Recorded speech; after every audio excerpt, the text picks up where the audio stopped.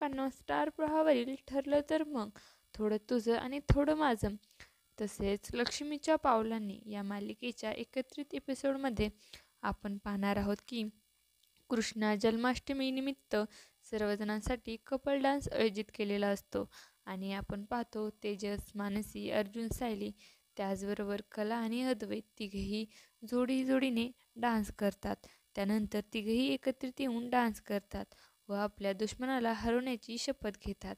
त्यानंतर आपण पाहतो अर्जुन आणि सायलीच्या बेडरूममध्ये एक खेळणं ठेवलेलं असतं आणि त्यामध्ये एक चिठ्ठी असते आणि त्या चिठ्ठीमध्ये सांगितलेलं असतं की सुभेदारांच्या घरामध्ये बॉम्ब ठेवलेला आहे.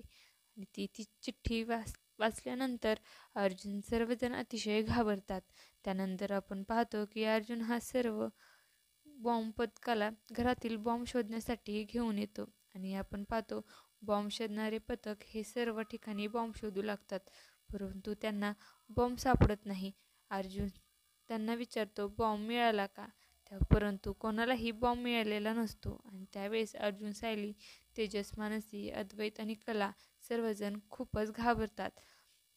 आता येणाऱ्या भागामध्ये अर्जुनच्या बेडरूममध्ये चिठ्ठी ठेवणारी व्यक्ती कोण होती हे पाहणं अतिशय रोमांचक ठरणार आहे.